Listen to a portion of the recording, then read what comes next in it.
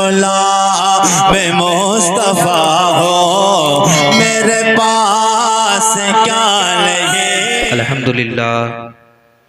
الحمدللہ رب العالمین والعاقبۃ للمتقین والصلاة والسلام علی سید المرسلین وعلی آلہ واصحابہ اجمعین،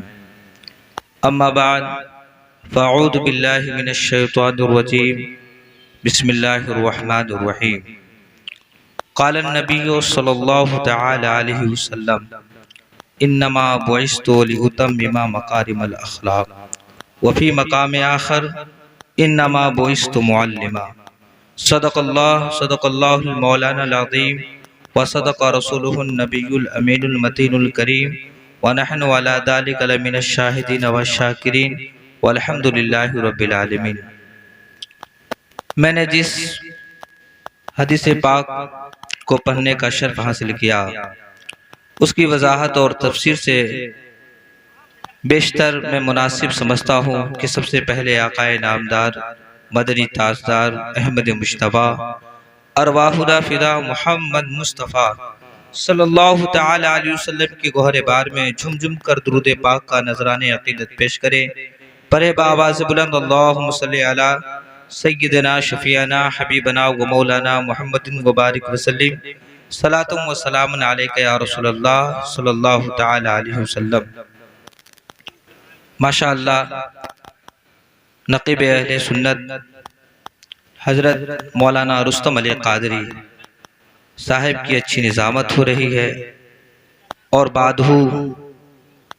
شورائے اسلام حضرت معین الدین بشن پوری اور حضرت قیصر مظفر پوری اور حضرت ارشد مظفر پوری یہ آپ کے سامنے جلوہ گر ہوں گے۔ یہ بھی حضرات جو ہے آپ کو اچھی نعت خوانی سنائیں گے۔ میں تمام لوگوں کا شکریہ ادا کرتا ہوں، اور زائرین عرس عبدالعلیم سبھی حضرات کا میں شکریہ ادا کرتا ہوں کہ اس محفل میں مجھے کچھ بولنے کا موقع میسر آیا۔ بس میں نے جس حدیث پاک کو پیش کیا ہے اسی کے مطابق کچھ اپنی معلومات اسی حدیث پاک کے متعلق میں آپ سب کو بتانا چاہتا ہوں۔ آقا کریم صلی اللہ تعالی علیہ وسلم کی بہت ہی پیاری حدیث پاک ہے، انما بعثت لأتمم مکارم الاخلاق، یعنی میں روئے زمین پر جو بھیجا گیا ہوں اور روئے زمین پر جو آیا ہوں تو اس کا مقصد کیا ہے، اس کا مشن کیا ہے؟ میں اس لیے آیا ہوں تاکہ جو ہے اچھے اخلاق کو مکمل کروں اور دنیا والوں کو بتاؤں کہ اخلاق کیا ہے، اخلاق کتنی حسین تحفہ ہے، کتنا عظیم نمایاں تحفہ ہے۔ لیکن آج ہم دیکھیں، اگر اس علاقے میں اگر ہم دیکھ لیں تو اگر جہالت یہ ہمارے سروں کے اوپر جو ہے ایک بادل کی طرح نظر آتا ہے۔ اسی وجہ سے میں نے اس حدیث پاک کو اپنا عنوان سخن بنایا ہے، اور اسی حدیث پاک کے تحت آقا کریم صلی اللہ تعالی علیہ وسلم کی جو دوسری حدیث پاک ہے وَإِنَّمَا بُعِثْتُ مُعَلِّمًا، میں دنیا میں جو بھیجا گیا ہوں عالم دین بنا کر بھیجا گیا ہوں، لوگوں کو سکھانے والا بنا کر بھیجا گیا ہوں۔ لیکن آج دیکھ لیں، آپ دیکھ لیں کہ جو حضور اکرم صلی اللہ تعالی علیہ وسلم کا جو مشن تھا، رسول کریم صلی اللہ تعالی علیہ وسلم کی جو سیرت تھی، آج ہم اس کو بھلا بیٹھے ہیں۔ آج یہاں اگر ہم عرس بھی کر رہے ہیں تو صاحب عرس کی سیرت کیا ہے، ان کے اقوال ذری کیا ہے، ان کے عقائد کیا ہیں، ان پر ہم روشنی نہیں ڈالتے اور نہیں ہم جاننے کی کوشش کرتے ہیں، لیکن صرف ہم رسم و رواج کے پیچھے پڑ گئے ہیں، اور رسم و رواج کو اس قدر ہم اپنے معاشرے میں اس طریقے سے عروج دے رہے ہیں، ایسا لگ رہا ہے کہ آج مسلمانوں کی پہچان، اہل سنت کی پہچان جو ہے وہ رسم و رواج سے ہو رہی ہے۔ آج ہماری پہچان جو ہے ایک رسم و رواج بن گئی ہے، لیکن آپ اس سے آگے نکلیے، صاحب عرس کی تعلیمات کو آپ پڑھیے، صاحب عرس کی آپ سیرت کو پڑھیے، ان کی تعلیمات آپ کو کیا بتا رہی ہے، ان کی سیرت جو ہے آپ کو کیا کہنے پر مجبور کر رہی ہے، لیکن اس کی تعلیمات तालीमात को तो हम छोड़ दिए हैं, उनकी सीरत को जो है हम बिल्कुल भुला बैठे हैं। उन्हीं की तालीमात थी। और साहिब उर्स जो है हजरत मौलाना अब्दुल अलीम साहब है,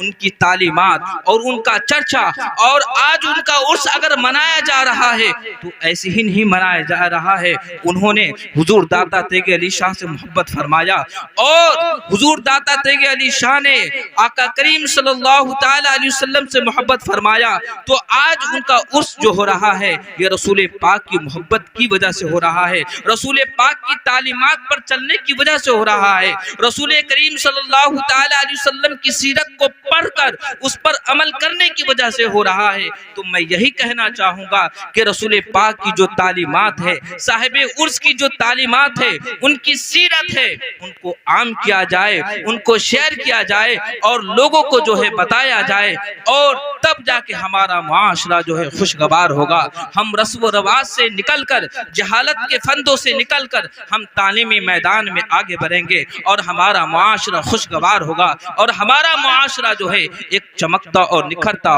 और यहाँ का हर एक आने वाली नस्ल जो होगी वो इश्क मुस्तफ़ा में झूमता हुआ नजर आएगा। तो जरूरत इस बात की है, जो आज हमारी अहले सुन्नत की जो पहचान हो गई है एक रस्म रवाज के जरिए, उससे आप खाली होइए, उसको आप जो है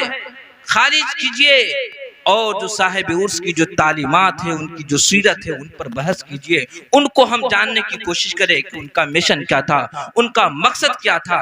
मैं आपको बताता चलूं, कुछ वो लोग भी है जो मरकर भी जिंदा होते हैं। वो कौन लोग हैं? आइए हुजूर अकरम सल्लल्लाहु ताला अलैहि वसल्लम की प्यारी प्यारी हदीस पाक है। हुजूर अकरम सल्लल्लाहु ताला अलैहि वसल्लम रऊफ रहीम इरशाद फरमाते हैं, मन सारा हय्यन बिल इल्म लम यमुत अबदा, जिसने इल्म के साथ जिंदा रह गया वो इंसान कभी नहीं मरता है। तो कोई ऐसे भी इंसान है जो मरकर भी जिंदा रहता है, वो कोई और लोग नहीं है, वो आलिम नबी है, वो आलिम जलील है। तो हमें चाहिए कि हम इल्म को आम करें, तालीमात को अपने सीने में जो है मुयस्सर करें, तभी जाके हमारा माशरा जो है खुशगवार होता हुआ नजर आएगा। और साहिब उर्स की तालीमात पर, साहिब उर्स की तालीमात को आम की जाएगी, और उनकी तालीमात पर हमें अमल करने का मौका मैसर होगा, उनकी सीरत पर हमें सीखने के साथ उस पर अमल करने का हमें मौका मैसर होगा। तो ज़रूरत इस बात की है कि आज हमारे इलाके में, आज हमारे माशरे में जो एक जहालत का बादल छाया हुआ है सभी के ऊपर, तो उस जहालत को ख़त्म करने की जिम्मेदारी ये हम लोगों की बनती है कि उन जहालत को हम ख़त्म करें। और सभी हजरात जो है इल्म के मैदान में, आप नहीं बढ़े हैं, आप इल्म नहीं सीखे हैं, लेकिन कम से कम आप नहीं बढ़े हैं, तो आने वाली नस्लों के लिए ये तालीमात का मिशन, तालीमाती मेयारी जो है, इसको हमें आगे बढ़ानी चाहिए, इसे हमें फरोग देनी चाहिए। तभी जाके आने वाली नस्लें जो है, आने वाली नस्लें जो है वो ईमान की तहफ़्फ़ुज़ कर सकती है, आने वाली नस्लें जो है वो अक़ाइद की तहफ़्फ़ुज़ कर सकती है। तो ज़रूरत इस बात की है कि हम तालीमात को आम करें, हम जो है रस्म रवाज से निकल कर जो है तालीमात को हम आम करें, तभी जाकर हमारा मुआशरा जो है खुशगवार होगा।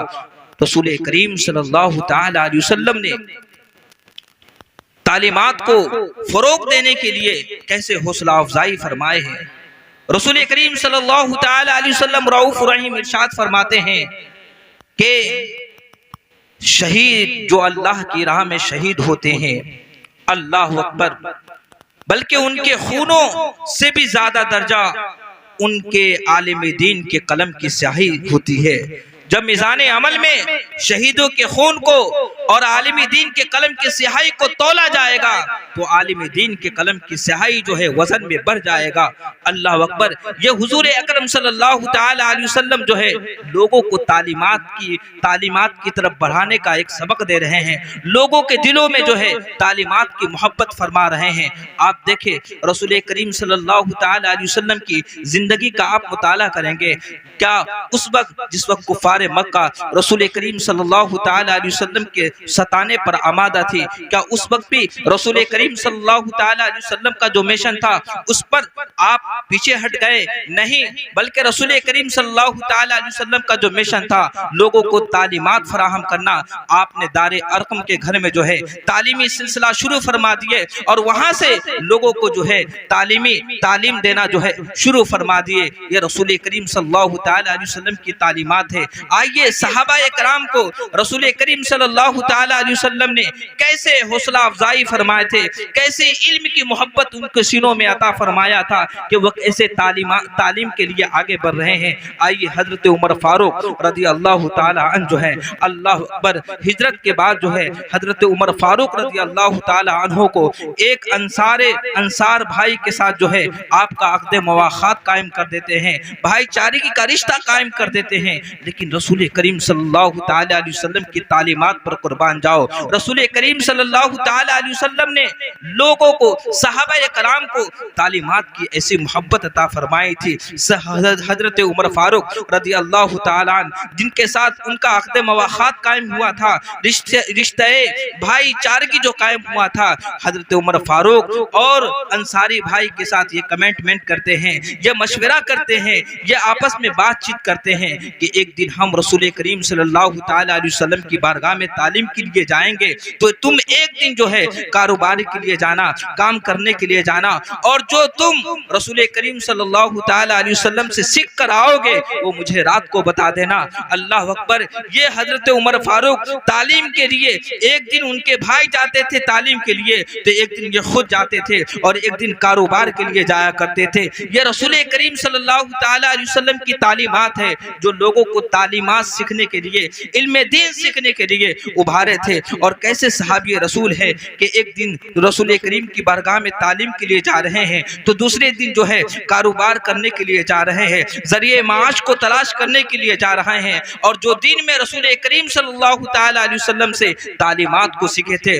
وہ رات کو جو ہے ان سے جو سیکھ کر آئے تھے ان سے سیکھ لیا کرتے تھے۔ یہ رسول کریم صلی اللہ تعالی علیہ وسلم کی فرامین ہے، یہ ان کی تعلیمات ہے، اور رسول کریم صلی اللہ تعالی علیہ وسلم نے لوگوں کو تعلیمات کے لیے آگے بڑھایا ہے، لوگوں کو تعلیمات کے لیے آگے بڑھایا ہے، فروغ دینے کے لیے آگے بڑھایا ہے۔ اس لیے آپ کے اندر جب تک تعلیمات نہیں آ سکتی، صلاحیت نہیں آ سکتی، آپ جو ہے آپ اقتدار حاصل نہیں کر سکتے ہیں، آپ امام بن نہیں سکتے ہیں۔ اس لیے ضرورت اس بات کی ہے کہ آپ اپنے معاشرے کو جو ہے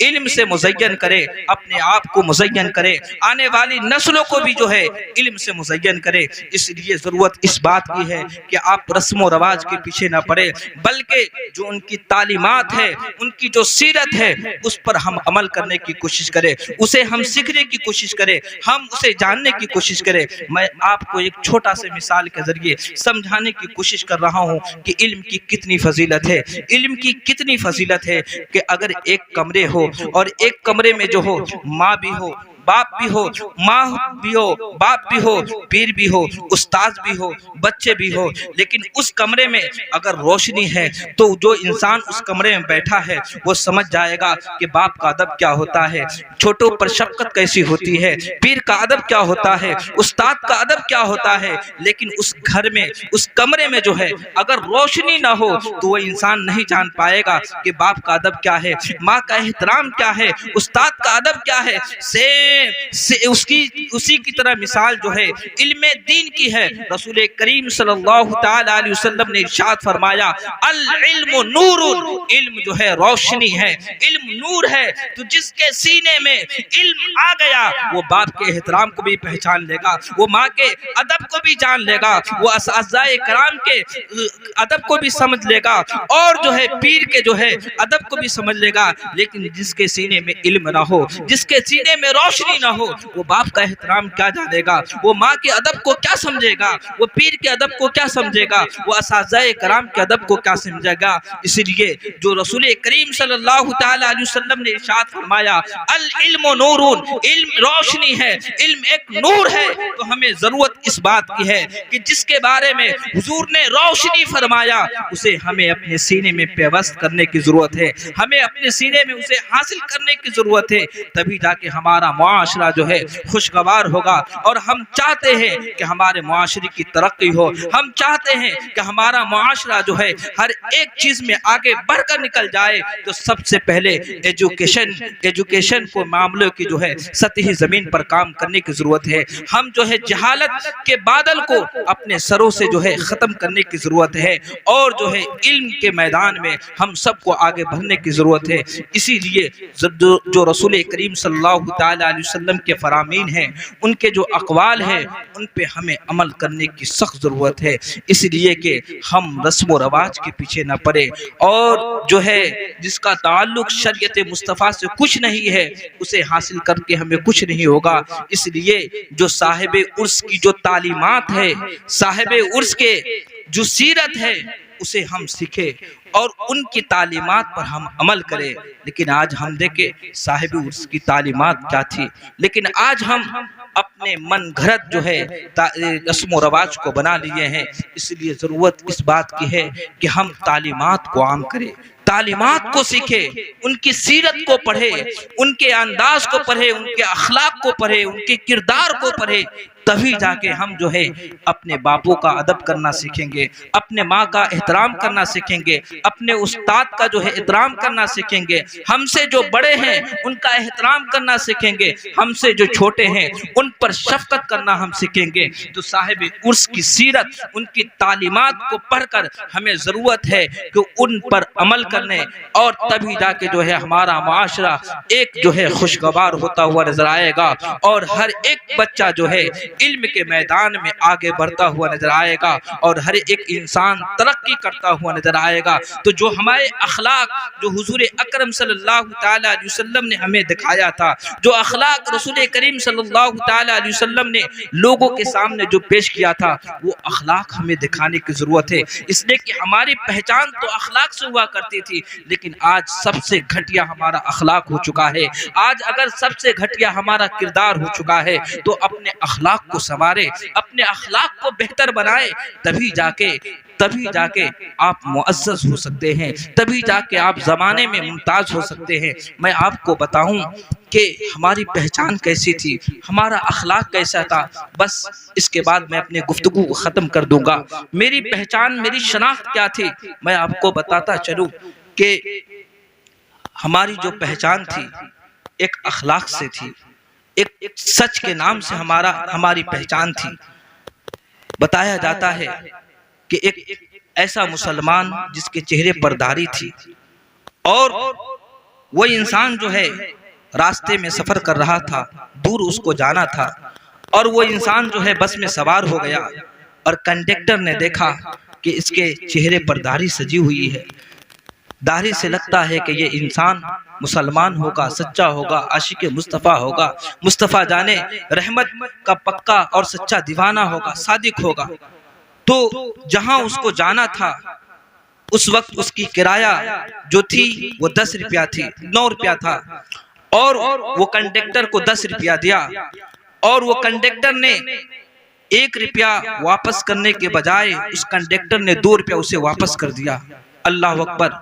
اب وہ مسلمان جس کے چہرے پر داڑھی تھی، جس کے چہرے پر سنت مصطفیٰ تھی، اب وہ انسان سوچ میں پڑا ہے کہ میرا کرایہ تو 9 روپیہ ہوا ہے، اب یہ کنڈکٹر جو ہے مجھے 2 روپیہ واپس کر دیا ہے، اب میں کیا کروں؟ ایسی حالت میں بھلا 1 روپیہ سے کیا ہوتا ہے، میں اسے 2 روپیہ کو رکھ لیتا ہوں۔ لیکن اس کا ضمیر زندہ تھا، اس کا دل زندہ تھا، وہ مصطفیٰ جان رحمت کا سچا پکا عاشق رسول تھا۔ اس نے سوچا بھلے 1 روپیہ ہے لیکن 1 روپیہ سے کچھ نہیں ہوگا، لیکن جس امید سے جو ہماری شناخت تھی، جو ہماری پہچان تھی، جس امید سے یہ مجھے پہچانا تھا کہ چہرے پر داڑھی تھی، لیکن یہ ہمارے تعلق سے کیا سوچے گا، یہ ہمارے بارے میں کیا سوچے گا، وہ انسان اسی سش و پنج میں ہے، سوچتا ہے۔ جیسے ہی اترنے کے قریب آیا اور وہ انسان نوجوان جو ہے کنڈکٹر کو کہا کہ بھائی مجھے 1 روپیہ واپس کرنا تھا لیکن آپ نے 2 روپیہ واپس کر دیے ہیں۔ اللہ اکبر۔ وہ کنڈکٹر کہتا ہے میں بھول کر تمہیں نہیں دیا تھا، میں تمہیں جان بوجھ کر ایسا دیا تھا کہ جس کے چہرے پر داڑھی ہوتی ہے وہ انسان جھوٹا نہیں ہوتا ہے، وہ انسان سچا ہوتا ہے۔ وہ انسان فوراً اللہ کا شکر کیا